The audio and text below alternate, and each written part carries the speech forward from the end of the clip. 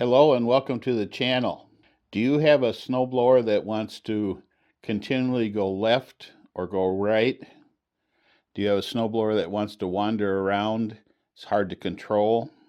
Have you changed the impeller belt lately or had someone else do it and now the snowblower doesn't want to steer right? Or do you have a brand new snowblower and it just wanders all over and you have a hard time controlling and making it go straight? Well, this video is for you. So let's go through the simple steps needed to set up and align your snowblower so it drives straight. Let's get started. Down in the dirt.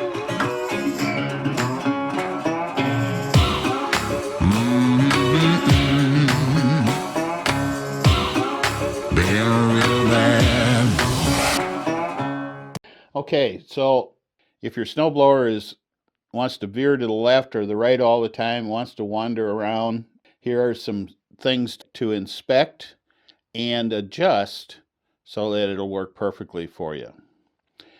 Today I'm going to use a Toro Power Max 928 OAE as an example.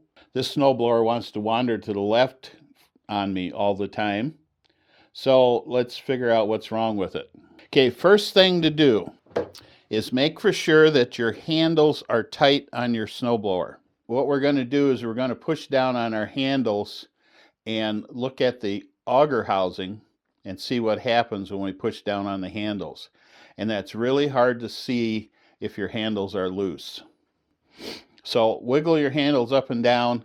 They should be attached firmly to the frame. If they're not, go ahead and get a socket wrench and tighten the bolts down so that the handles are nice and firm.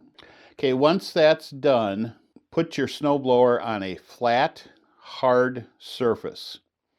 I would prefer cement, but of course, since my studio's got carpet in it, I'm going to use a piece of 3/4 inch plywood today to show you this. But normally, you do this on a hard, flat surface like cement, like in your garage. So, first thing to do is push down on your handles and watch the front auger housing. Watch the front edges. When you push down, they should both raise up equally. This one is kind of hard to see, but the right side comes up sooner than the left side. That tells me that something is not quite right with the snowblower. So the first thing to do then is to check your tire pressure. Tire pressure has a big influence on whether an auto steer snowblower works right, whether a trigger steer or even a solid axle machine goes straight. So I'm going to do that first. Check my tire pressure, and then we'll start with do the next step. All right, so I checked the tire pressure, and my right tire had 18 pounds in it, and my left tire had 12 pounds in it. I like to run tires on a snowblower a little bit hard. That way they dig in best for snow and ice. So I adjusted both of them to have 18 pounds in them. Now, when I push down on the handles, it comes up evenly on both sides. There's no give or anything. So from my perspective with this machine, it's fixed. If I go out and clear snow now, it should go right down the cement driveway just as straight as could be. Be real easy to turn, won't wander around. Now you've got your handles are tight, your tire pressure is even, and it still wants to come up on one side or the other first. Let's go through the steps to figure out what needs to be changed. Okay, so the next step, first thing you do is loosen the skid shoes.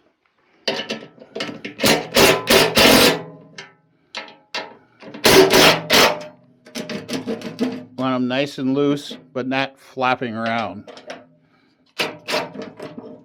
Oh, that was a little too much. Okay, they're nice and loose. Okay, so once you've got your skid shoes loose, set it back down on the ground again.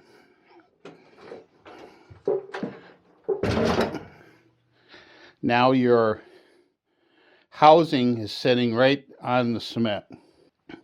Go back to your handles and push down.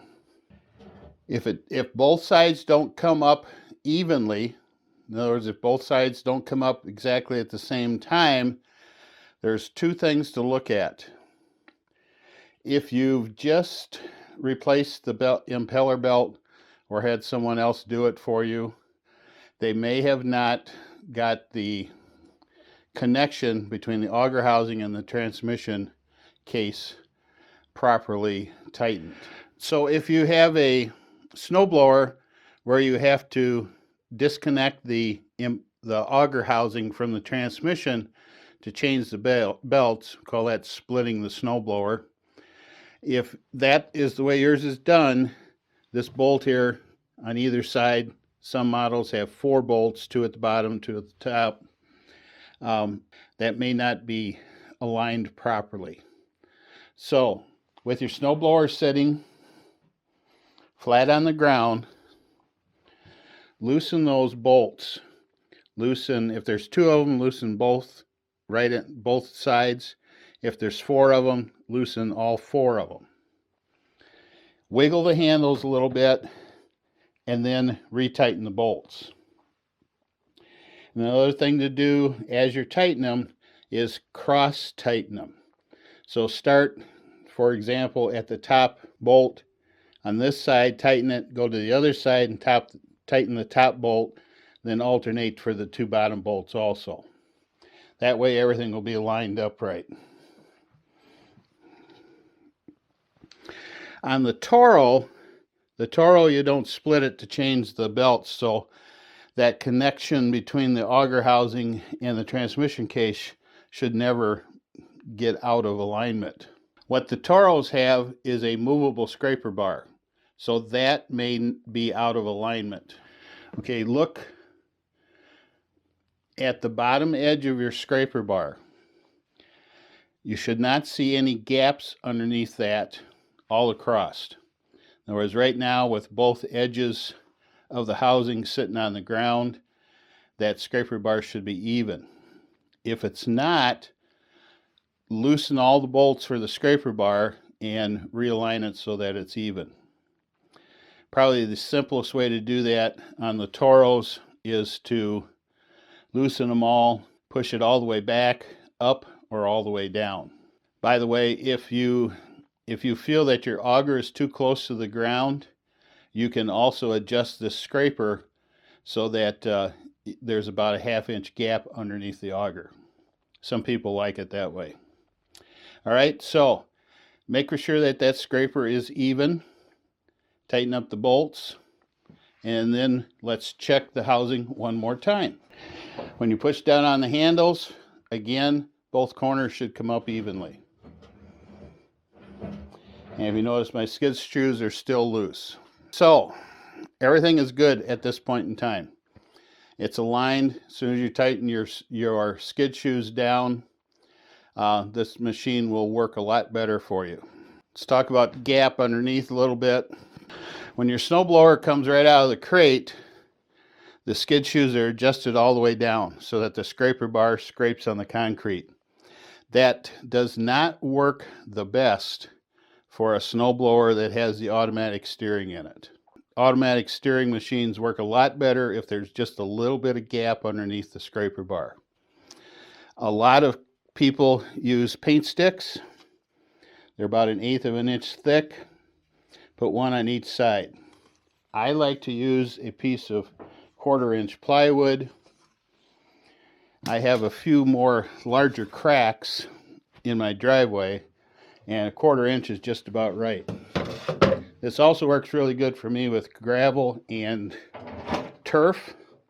I don't catch very much gravel going into the machine, and it doesn't dig up the turf at all. You can adjust it higher if you have loose gravel or larger ones. You know, you can put a 1/2 inch gap underneath this. It just won't clear your driveway down quite as well. with a 1/4 inch gap for me on a concrete driveway. It leaves just a little bit of snow, but normally after a snowfall, the sun comes out and that quickly melts off. So, okay, one last little hint when you're tightening your skid shoes. Use a 3/8 inch socket or a wrench or something like that. Don't use a 1/2 inch because a 1/2 inch will give you too much torque and you'll break your bolts. That said, hold this down with your finger and tighten them. What you want to make for sure is the bottom stays level. If it gets kinked up one way or the other, that can throw your steering off. All right, do the other side and you're done. That's about all there is. Some people call this stuff common sense. I call it experience. If you've never had one of these machines before, you got problems with it, it can be extremely frustrating. A few simple procedures like this will make your snowblowing a lot easier. So, as usual, if you have any comments, or if you have any questions, feel free to leave them in the comment section below. If you like this video, please like it. And if you'd like to see more videos like this, please subscribe. Talk to you later. Bye. Down in the dirt.